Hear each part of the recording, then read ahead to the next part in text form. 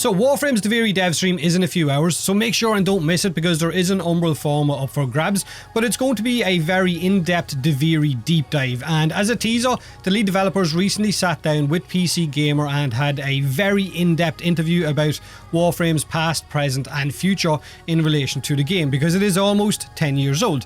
About it almost failing, about game-changing updates like Eidolon, about the changing of the old guard to the new development team in charge right now, but also about what we can expect in the future for Warframe, more specifically with Duviri. Apparently, according to this interview, Duviri is scheduled for release in April of this year, so that's next month. So hopefully we won't have much longer to wait. They also mention how Duviri is much slower paced than what we're used to, but it's also going to be harder due to the fact that it is mostly done with your drifter. But the interview also mentions something in Duviri called the Undercroft, which will be dungeons set throughout Duviri, a pocket realm of sorts where Warframes remain hidden from the eyes of King Thrax or Emperor Thrax because he hates Warframes. We don't know why, apparently that will be revealed, but also apparently in the Undercroft you will be able to have access to Warframes that you may not own, meaning that new players will be able to try out Warframes and see if they like them before going out and trying to acquire them. So the fact that you can do this makes it sound like maybe this pocket realm will also have some kind of a hub of sorts,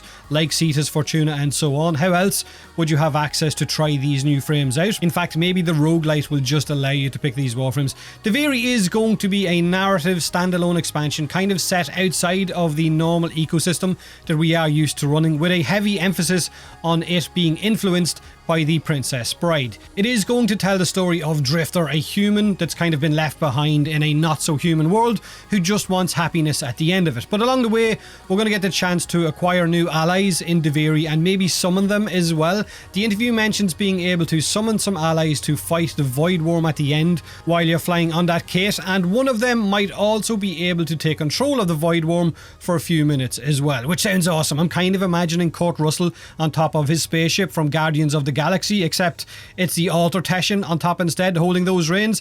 King Thrax apparently also has 5 moods, which can alter how the world of Duviri will play out. Anger makes the landscape harsher, more hostile, and enemies are bolstered with fire, so maybe additional fire damage from them. Happiness for Thrax will turn the world more colourful and have more of an indirect effect on Duviri, whatever that means.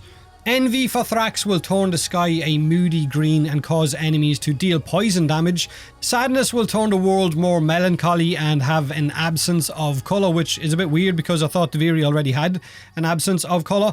And Thrax's final mood is called Calm, which will set the baseline for Duviri while players do their quests. So that's basically what we know so far about Duviri, about maybe what they're going to show off tonight. Now, they are going to go way more into depth and I can't wait to see what it is. Like I said, don't miss the dev stream. But when asked about Soulframe, Steve talked a little bit more about how it's not exactly the opposite of Warframe, but some systems are almost inverted. Warframe being crazy fast-paced with guns blazing, whereas Soulframe is more slow-paced, more casual with a melee system at its core, which we kind of already knew anyway, but he wants Soulframe to be a little bit more punk rock as well.